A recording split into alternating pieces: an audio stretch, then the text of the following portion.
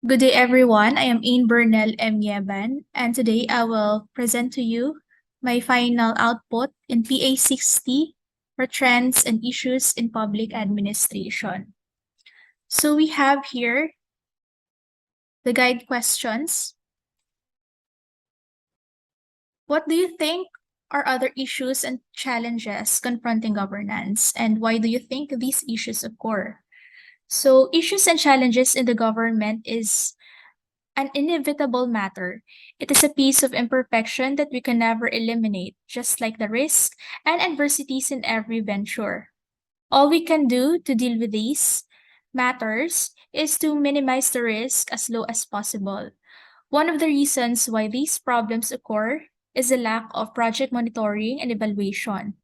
Every project, program, or activity conducted by the government should undergo these processes to avoid frequent complaints and turnovers, which causes humongous spoilage of time, money, and resources that rightfully belong to the citizens of the Philippines.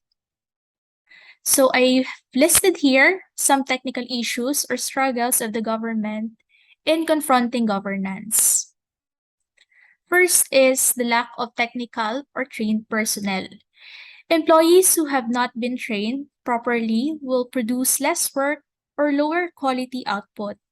Less knowledge and training lead to a lower level of performance, resulting in inferior outputs. This type of work often leads to errors, quality issues, lost time in repeating activities, and the lack of training at work refers to the absence of proper institutional or instructional facilities and resources for employees at the workplace.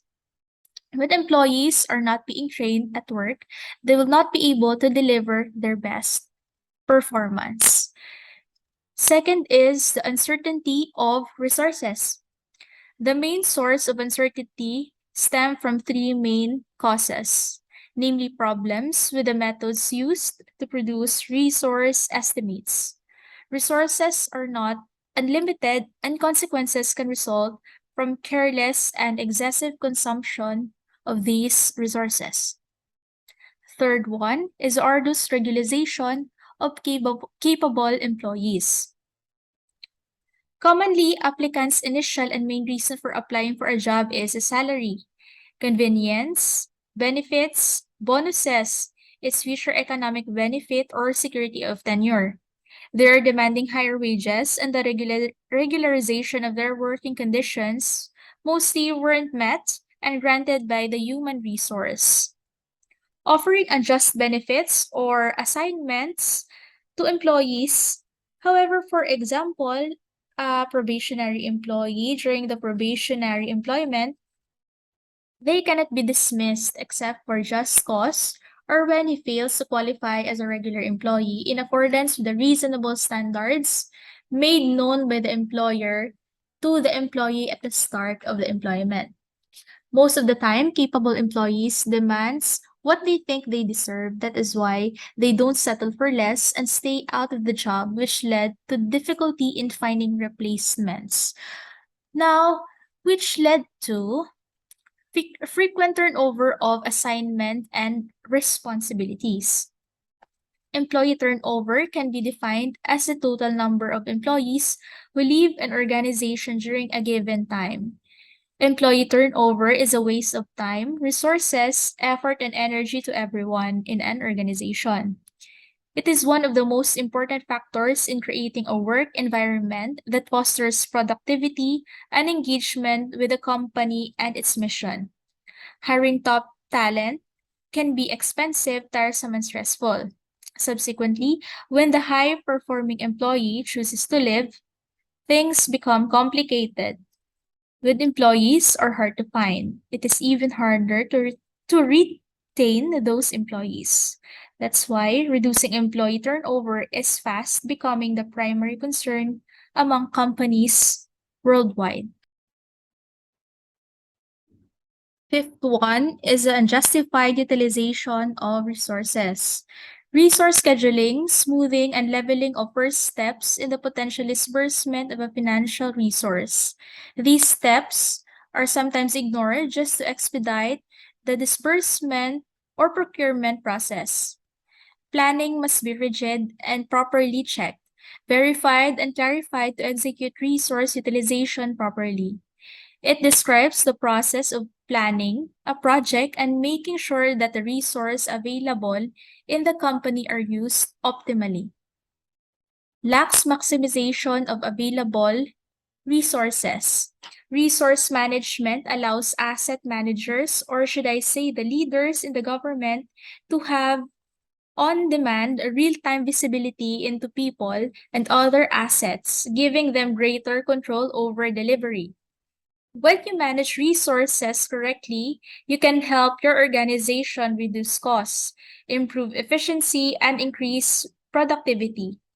Proper utilization of resources at its maximum capacity is the norm in the government, due to the impression that not reaching its full capacity leads to inefficiency of the officials, contradicting to the private organization's mantra to conserve resources as much as possible.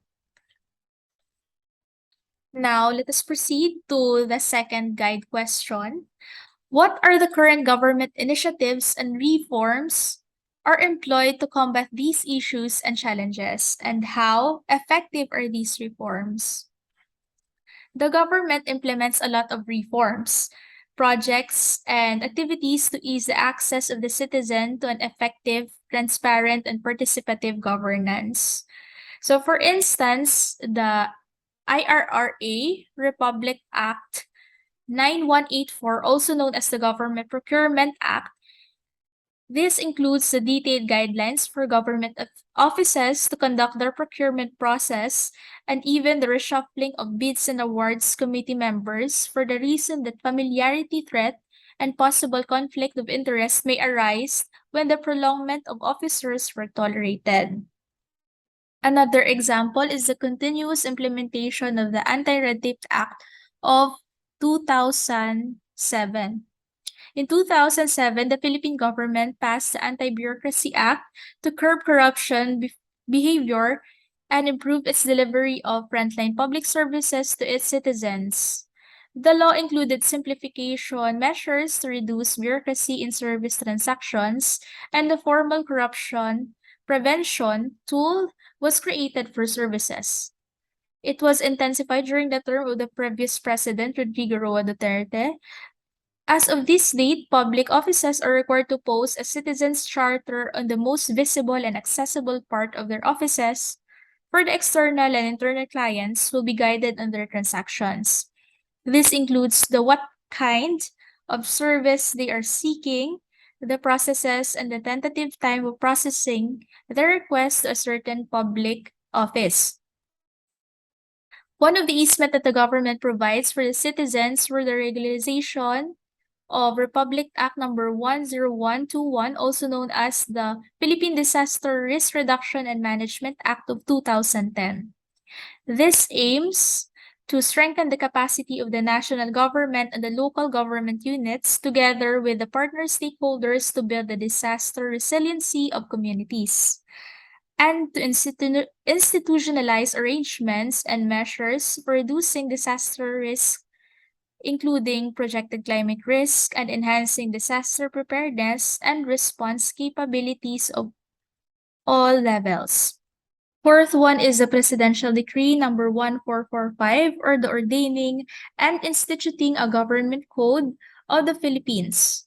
It is the declared policy of the state that all resources of the government shall be managed, expended, and utilized in accordance with law and regulations, and safeguard against loss or wastage through illegal or improper disposition, with a view to ensuring efficiency, economy, and effectiveness in operations of government.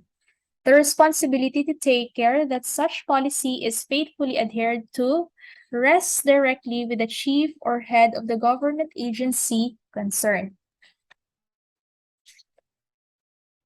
What can you suggest to further improve the performance of government in governance process? performance enhancement of service delivery of the clients were implemented and practiced regularly in the government. Example of which are the MMIAs or the monthly monitoring of individual accomplishment of employees, IPCRs or individual performance commitment and review, CSS or the customer survey satisfaction. Therefore, I conclude that process is sufficient. The problem is the over-processing. We have so much processes that we need to follow, and sometimes those systems make the process more complicated and burdensome to the clients and employees. Second is capacity development, another major example of factors that improve the government performance. Continuous trainings and provision of technical assistance to the government employees or officials. Capacity development is very important because it calibrates the performance of person or office in charge. The goal is to ensure that the level of governance is capable of strengthening the internal organizational structure systems and processes. It aims to improve the facilities and ensure enough manpower to deliver and conduct relevant and updated projects, programs, and activities. Another suggestion that I can make is a common and one of the most important pillars of governance, which is the transparency of all its operations. Transparency in the government pertains to the principle of sharing value and usable information with the citizens or maybe with other agencies. Increasing interagency transparency is a great method or strategy for escalating government performance. It is often called knowledge management. Departments, institutions, and agencies can now share relevant and factual information required to disseminate performance data to stakeholders and the general public by allowing unrestricted access to these data. Leaders in the public sector can get more serious about improving performance and work toward creating the appropriate decisions and action plans to meet set goals. For the fourth one, global trends in public administration that is being applied or can be applied in the Philippines and the mechanisms for its adoption or implementation. So we have here the dimensions of sustainable development. Integration for sustainable development and the policy cycle are the basic conditions for social development, and environmental sustainability must become fundamental political objectives and not peripheral objectives. We must seek to move from an essentially short-term political horizon to a long-term benefit for all.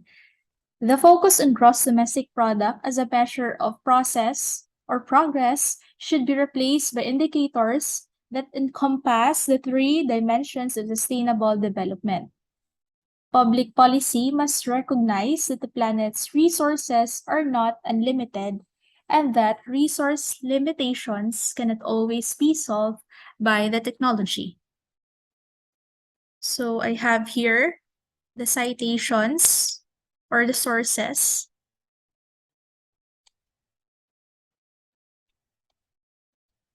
That would be all. Thank you.